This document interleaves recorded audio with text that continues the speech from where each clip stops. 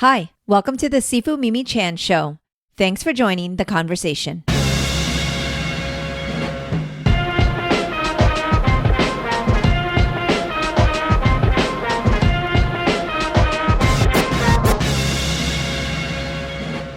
Hi everyone, it's another solo podcast on lineage, kung fu masters, and women in Chinese martial arts. I get a lot of questions regarding my expertise in kung fu and decided to answer them on my show. But for those of you who don't do martial arts, this episode goes beyond just kung fu. Understanding our own history and lineage is important for all of us, and hopefully you'll enjoy the listen. And if you do, my favor as usual is to please continue to share this podcast with others.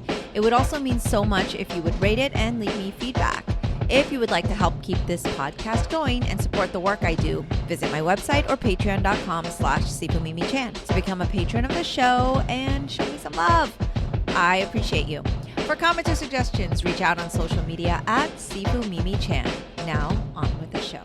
Hi everyone. Today I thought I would do something a little bit different, which is another solo podcast, but instead of me sitting in my Zoom desk or, just with my normal bookshelf behind me, which maybe one day I'll talk about, I thought I would actually show you where Oscar and I spend a lot of time, which is our gym. One day I'll give you a little bit of a tour, but this is what's more comfy for me. So instead of sitting at my desk, I thought it'd be different and provide our YouTube viewers with something different to look at other than just me sitting at a desk with a microphone. So I do have my lav mic on today, though. Hopefully sound is coming over good for us, for those of you who are listening on the audio podcast. But today's discussion will be a little bit on lineage. I have been promising for a really long time to my kung fu listeners out there, my martial arts practitioners, those of you who follow and subscribe because you're really interested in my expertise in martial arts and a little bit more about Walam and what we do,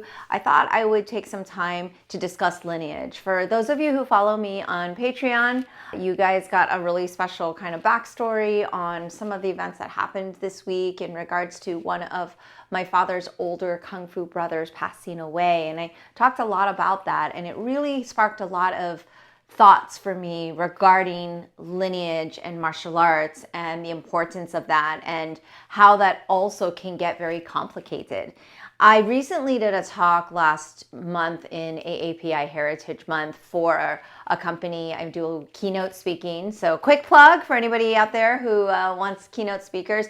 I do a variance of different topics, but I kind of wanted it to be an interactive conversation, which is also why for my patrons on live, I'm going to be doing more segments where I have live streams and you can interact and ask questions and things like that. So I think that sometimes these podcasts are great because I have the most wonderful guests on the show. I have just people beyond experts in their field, but that have such interesting points of view and provide so much value to the conversation. And I really am spoiled because I get to just sit back and listen.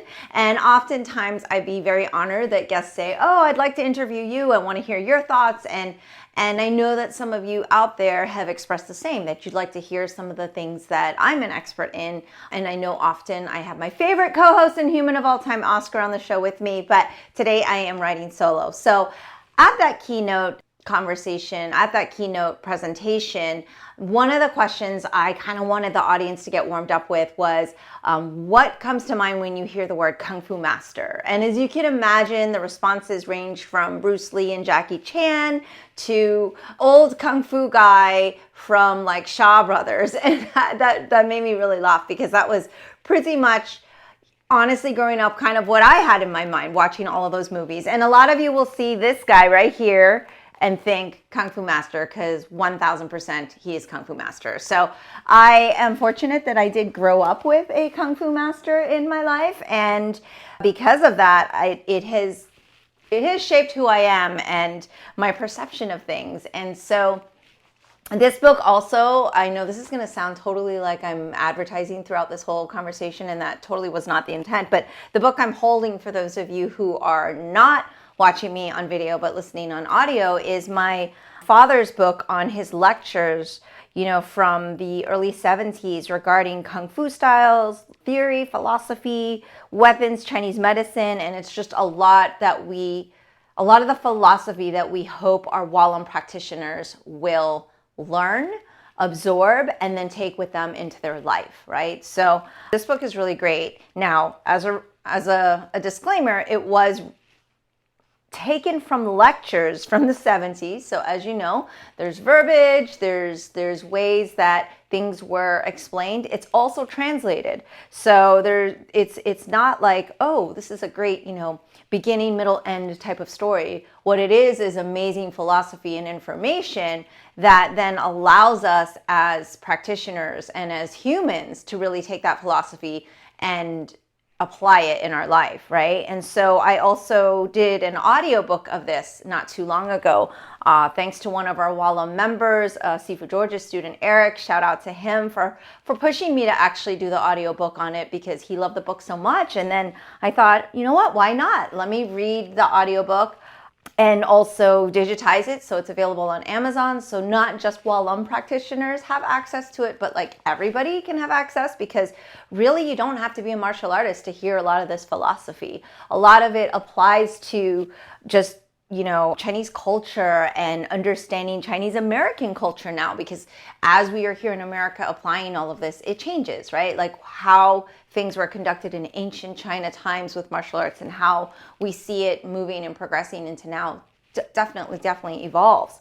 So as I read that book in the recording, it really was quite a learning experience because one, I've never recorded an audiobook before, and it was very overwhelming and exhaustive and tiring. But I also got a chance to literally relearn the book, reread the book. And even now, today, after having done that, after having read this book so many times, every time I pick up the book, I go, oh, okay, this makes a lot of sense. I need to apply this. I need to study this. I need to learn this better. I need to be reminded of this. There's some really key lines in here and they're bolded, but like really if you're into learning and rereading and going deeper into things versus just like, oh, check, I learned that, I read that once, I've got it. This is one of those books that you reread. And for those of you that are loyal listeners, thank you very much.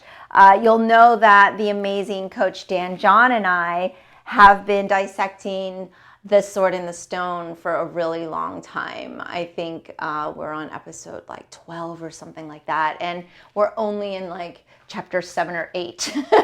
And sometimes we only get through 1 or 2 pages during our discussions. And he really taught me about the value of the reread.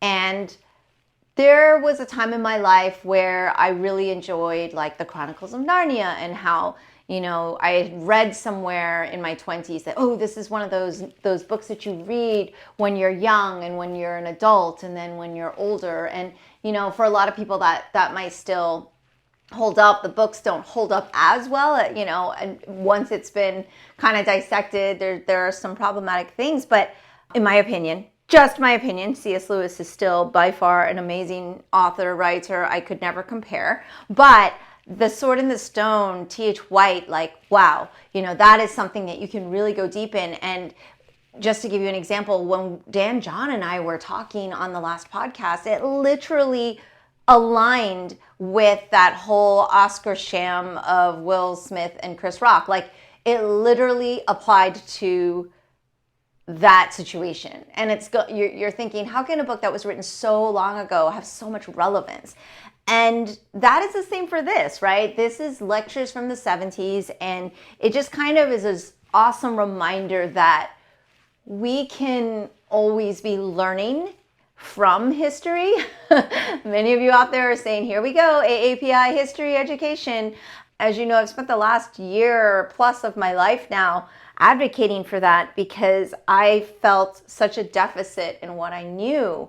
So obviously, I've talked a lot about the importance of the reread and why I picked this up, and I promise you I am going to get to lineage. So as you know, I like to overanalyze things, and one of the things that has been brought to my attention is the fact that throughout martial history, there's always this sense of pride of where you come from, who you are, who are your roots, where are you connected to, especially in Chinese martial arts here in America. Because here in America, anybody can just open a school and say that they are a master, and people don't know otherwise. So in the early days, I remember a lot of people would ask my father, hey, how do you know if someone is legitimate? How do you know if they trained with the people they say they trained with? Like, is there a Rolodex? Yeah, there was Rolodex back then. Is there a listing somewhere? This is pre-internet, obviously. He would, of course, say that he would know from their bow. He would know right away from their Kung Fu bow if they know what they're doing from their first movement.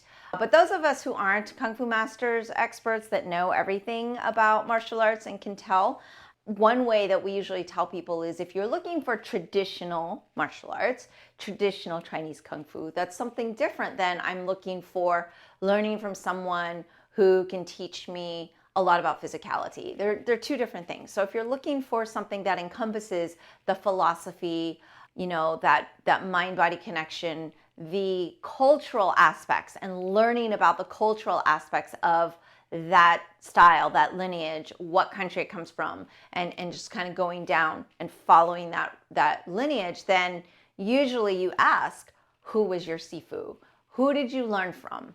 Because if you are a self-proclaimed master here in the United States, that's great, good for you, but that's not necessarily like meaning that you're coming from a traditional line, right? And so it doesn't mean that they're bad. I'm sure there are people that have a lot of knowledge about things and have decided to do their own thing. Sidebar, if they do any Walam and they're not on our website, then that's really disrespectful and that is frowned upon from the Walam system.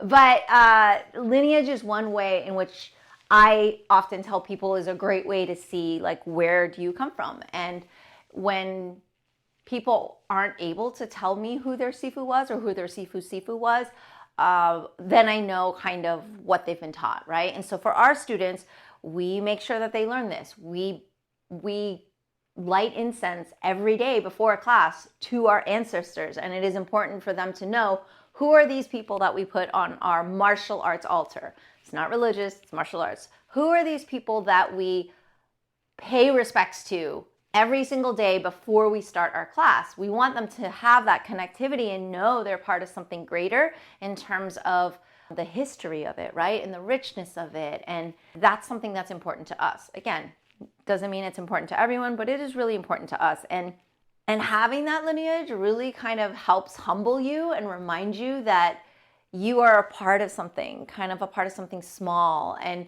thinking about watching Cosmos and realizing when you're a part of this like cosmic calendar and you're like literally like a blade of grass or something in the universe of time, it was honestly a little bit anxiety inducing for me. But at the same time, in martial arts, it kind of does the same thing where you're this person training in 2022 is the year it is now, but this goes back so far, so many generations. Our students have to learn who, of course, Grandmaster Chan is my father. They learn about him. They learn about his teacher. They learn about where he came from, what temple he studied from, and then who was the founder of the praying mantis system that he learned from, Master Wang Long, and where's that lineage take us to? Like, we keep going back. It's like being an archaeologist? Yeah, like being an archaeologist and kind of trying to dig and find out more and more and more about our past. And there's gaps.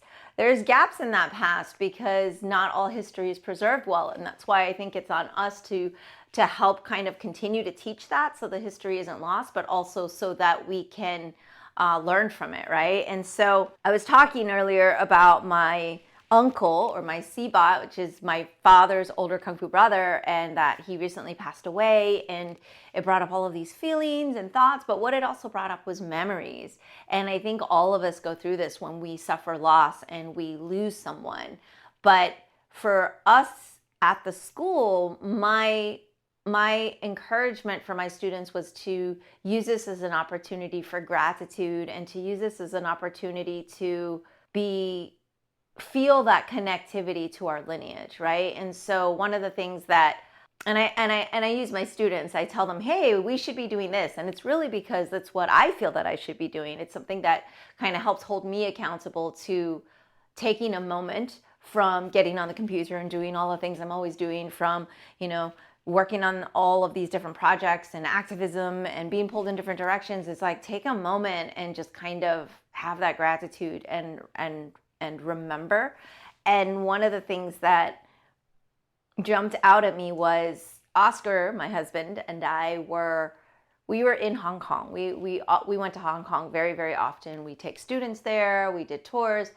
We have a lot of family, extended family there. We, of course, do the China tours, but we were walking around Hong Kong Times Square. So for our listeners and our viewers, there is a Hong Kong Times Square. It is kind of like the New York Times Square, but in Hong Kong, and it is the same. There's the huge screen. There's billions of people, it feels like, everywhere, all the time. There is unbelievably huge shopping malls and escalators going all over. It's just so crowded. It's like being in the middle of New York Times Square if you've never been to Hong Kong Times Square. But it's very, very busy. And we were just walking. I think we had a free day, and we were just going to go and have lunch and kind of relax. And all of a sudden, in front of us, jumping out and super excited to see us, was my Cbot, which was my father's older Kung Fu brother, Master Chan Leong, and he jumped in front of us. I think he recognized Oscar, who was a little bit of a standout in Hong Kong, and he was so excited to see us. And we ended up going with him to lunch to eat ramen noodles or some sort of noodle soup, and we ended up just spending the whole day with him. And then we went to a video store to buy a bunch of Kung Fu DVDs, and he bought them for us. He bought us all these Kung Fu DVDs and started talking to us about the different moves in the movies, and he loves Kung Fu and martial arts, of course, and it was just such a great day, right? It was such a great day and a great time that we had with him, and it was just such a great opportunity. And it's funny because it has nothing to do with the training, which of course training that I did receive from him was amazing, but it had nothing to do with being in class or a big special event or anything crazy. It was just by accident. It was by accident we ran into him. But now that he's gone, that's one of the first things I remember. I mean, there's a lot of memories, but that jumps out at me, and it makes you go, wow, okay, sometimes what you don't realize is going to be a huge impact on you, and a memory that allows you to have gratitude later for something you wouldn't have really known, right? Like you would never have really thought about it. It really made me feel something, and continues to, and it was very impacting for me. So I just wanted to share that. I just wanted to share that it's amazing to belong to a lineage in which you can go to other countries and have people connected to you through your martial arts, and then to have these experiences that maybe don't really have anything to do with Kung Fu or training, but just as relationships, as humans, as connectivity, and then years and years and years later have it be something so important. And so what that kind of makes me do is try to remember that everything I'm doing now and the memories I create now and every action I take could be something really, really important later on, and I just would never have known it, because even at that time we thought, oh, it's so cool, we ran into Cbot and we were able to kind of have a day with him. Oh, great. It wasn't something that we were like, oh my gosh, this is the most amazing thing. But that's one of the things that sticks out, that jumps out in my memories. And I'm really grateful, and I'm hoping you all are hanging in there with me and okay listening to this monologue rather, but Kung Fu lineage and knowing where you come from is something that's really important to me. And being able to take my students to China to see where the burial site, the memorial of my father's master is, and allowing them to honor him and honor the system and honor teachings and honor something from a place and time that they have no connectivity to. Somebody here that grew up in America that has like full toilets, that have a completely different lifestyle than anything that was happening in that era, I think is really, really, really, really special. And I feel this sense of pride and sense of togetherness when we get to do that. So we'll take our students to China and we'll go to the Great Wall and we'll see the Forbidden City and we'll see all of these amazing sites and all of the things. It's like, going to Rome and seeing the Colosseum. But honestly, my favorite part is going back to the village, seeing the family regarding Marshall family, all of the people that have connectivity, going to Lei Kwanshan's memorial, which is our grandmaster, my father's master, and having my students be able to go there and pay homage. That's something that you see in the documentary. Yeah, it's really, really, really special. And I don't think this is limited to martial arts. I'd love for listeners to give me some comments and feedback on this. I don't think it's limited to Kung Fu practitioners. I think people are obsessed with 23andMe and genealogy and family tree because it's so interesting to go back and see where you come from. I am a neophyte in understanding anything about like the knights and their shields and their colors and banners and flags, and I'm failing at this. I'm sure someone out there is screaming right now, this is what it's called, but it's kind of like in medieval times in Europe and all of these things where you go back and your family's crest, right? And why, and you might be, related to the King of England or something, right? You come from this long lineage. And I think people are interested in their roots and what there's connectivity to, where they come from. I feel like maybe because I didn't get exposure in school to something like that, like other than your basic family tree, here, who are your grandparents and then who are you, I don't think there's an emphasis on that type of study. Correct me if I'm wrong, listeners and viewers, because I've not really come across that. As you can see, I've had a lot of issue with the way education is for children, especially in this country, and I feel like the things that we should be focusing on or could be focusing on are missed opportunities, and we are just focused on standardized testing and memorization. I feel it would be way more interesting to show a child something where they look at a map and then they see a country that's not in the United States, because let's face it, there's some line there that is connected to somewhere else, and that lineage then makes them realize that, oh, I'm connected to this country, so-and-so next to me is connected to this country, and we're all connected to somewhere, but now we're here, and we're all American. Yeah, I think there's something there.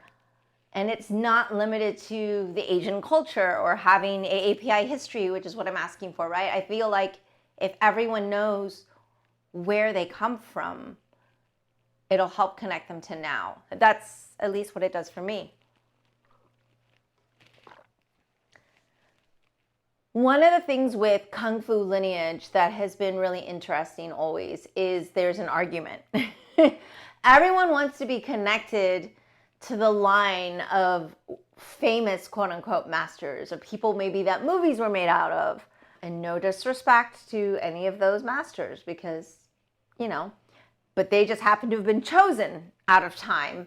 And then, they get movies made out of them because maybe there was literature on them, and so that people knew about them. And so there's always these arguments about who learned from who, or I can draw a direct line to my lineage. And here in America, you have to be really careful of that too, because like any leadership, you have to kind of fact check and make sure that things are correct. There's so many people that have used my father to fact check and said, hey, so-and-so told me this, is it true? Because they know he's kind of that wealth of information and has been here so long. He's seen people who have come over from Asia, and he knows people, and he knows when people were here, and he knows what they knew when they were here and if they actually learned Kung Fu. And I think he's tired now. I don't think he really wants to entertain those conversations anymore. I don't think he's at a place in his life where he feels the need to entertain those conversations, and I'm glad about that. But at the same time, it's interesting because people can also now use lineage to quote unquote their advantage. And then with anything that is seen as credible or powerful or interesting, then you get the flip side of it, which is people taking advantage of it or using it or exploiting it. And unfortunately, that's a lot of the American way, right? And that's something that we are constantly battling with. My consistent battle with trying to keep tradition alive in a modern world and then making it apply here is a constant battle. So the last thing I'm going to kind of close out with is in relationship to lineage and to martial arts and to teaching is that word, that master word, which is Sifu, which is teacher, which is father figure, which is encompassing so much more than just a coach for a sport. No disrespect to athletes in sports and everything like that, but I'll give you a little bit of history, which again, to plug my documentary, Pui Chan Kung Fu Pioneer, this is in there with some cool visuals rather than me just sitting here stretching and moving around in our gym.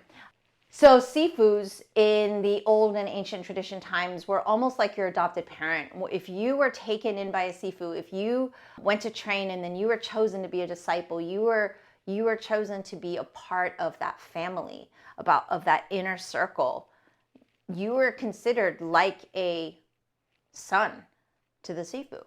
And give you some reference, the historical information that I researched when doing the documentary shared that if that student got in trouble with the law, for instance, they were like, okay, we're going to line up your family members and punish them or kill them.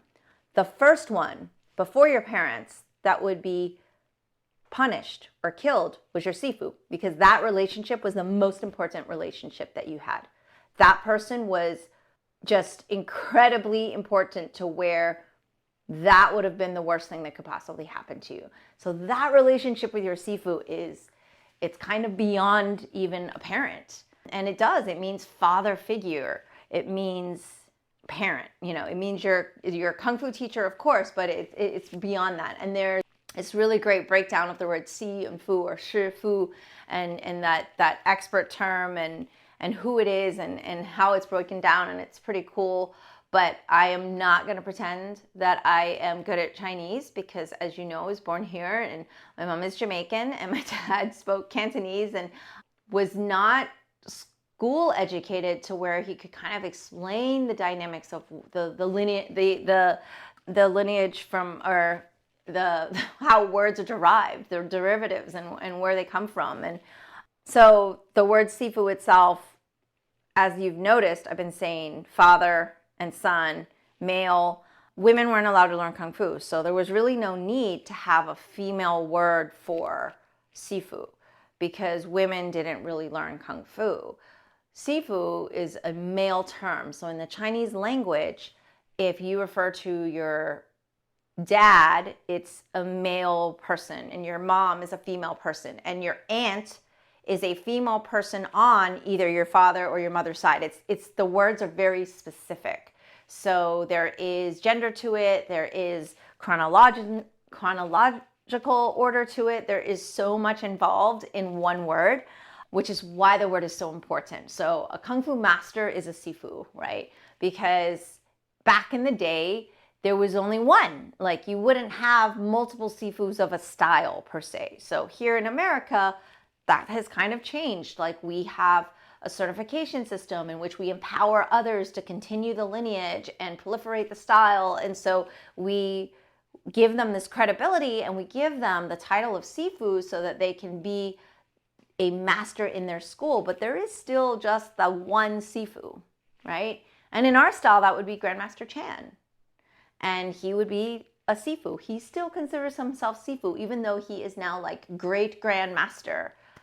Yeah, and so he really, really has this like long lineage already, right? But the word Sifu is male. Women weren't allowed to learn. And the reason is women would get married. So when women would get married, they would leave the family. They would go outside of the home. They would go outside of the village. And with it, they would have taken all of the secrets of Kung Fu. They would have taken the family style and shared it with their new family. And that was not acceptable. So women weren't allowed to learn.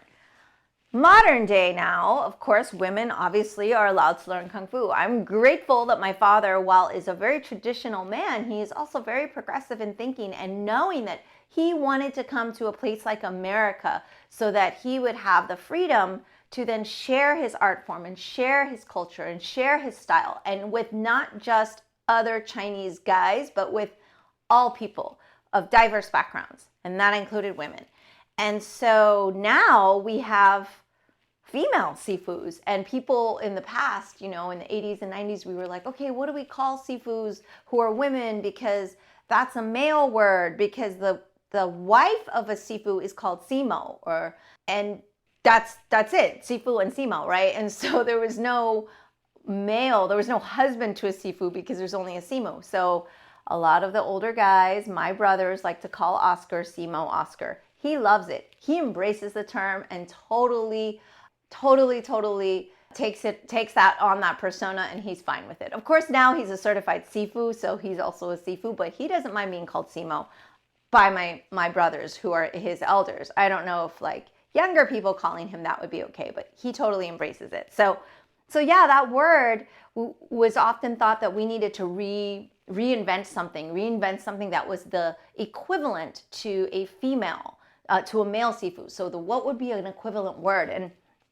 my thought process and what was important to me was actually changing the perception and saying, no, Sifu can mean a female instructor. Sifu can mean a female Kung Fu master, because we are now in 2022 and we are in the United States of America, and we are teaching this next generation differently. We are doing different things. We are opening doors. We are changing perceptions. And so why do we need to invent a new term so that we again are separated into a different category when we are actually the same and we are equal?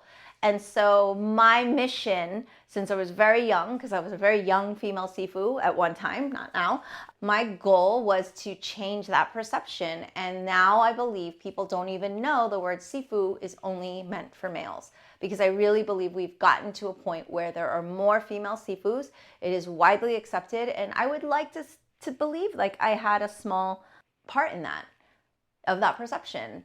When I was in New York in the 90s, I took a student with me to New York for a competition. And we were at this competition, and we were being hosted by a friend of mine who was taking us around Chinatown. He was another instructor who was running the tournament.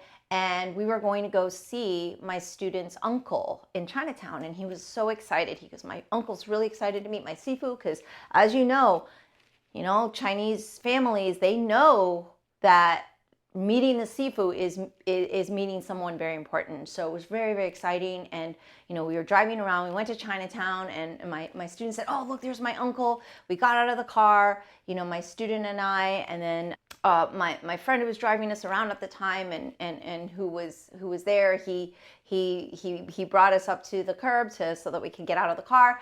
And the uncle immediately ran over to the driver, my friend, who's a man, and said, oh, Sifu, it's so nice to meet you. It's such an honor. And my friend's like, yeah, I'm not the Sifu. She is the Sifu. And he was apologetic, but shocked. He kind of had a double take and, wait, what? At the time, in the 90s, I will admit, I looked a lot younger. And so, yeah, a young female Sifu was his nephew's teacher. And it wasn't what he perceived at all, right? It wasn't what he expected. And I feel like now, though, when I walk up with my students, people know I'm their teacher. People accept that, and it's not a shock. And that was just from the 90s to now. So we've come a long way. We still have a long way to go, but at the beginning of this conversation, I started and I told you that I had asked that company that I did a keynote for, like, what's the first thing that comes to mind when you hear the word Kung Fu Master? And it's probably still this guy, I'll be honest, because it's still the first word. It's still the first image that I get. But my hope is that now maybe people who look like me can also be included in that description, and that with time that we will continue to change things, and that maybe we're making progress. So I did purposely wear this because I'm Sifu, that's why shirt. Those of you who are not on YouTube watching this and just listening, I am wearing this shirt, and that was totally on purpose. Shout out to Jessica, who is one of my Kung Fu students and niece. She's both. She's trained both with me and her Sifu in Tennessee, and she got me this shirt. She said it reminded me of her of me, and that it would be totally appropriate for me. So in any case, that's my episode for today on lineage, on our martial arts, kind of episode. Hopefully this was interesting to you. Please let me know. I'd love to hear your feedback. And until next time, I'll talk to you then. Bye. That's all for today's episode. Thanks for listening to the Sifu Mimi Chan Show. Please subscribe and rate my podcast on your platform of choice and leave a review. You can become a patron of the show at patreon.com/Sifu Mimi Chan to help keep this podcast going. Follow me and interact on social media at Sifu Mimi Chan on Instagram, Twitter, or Facebook.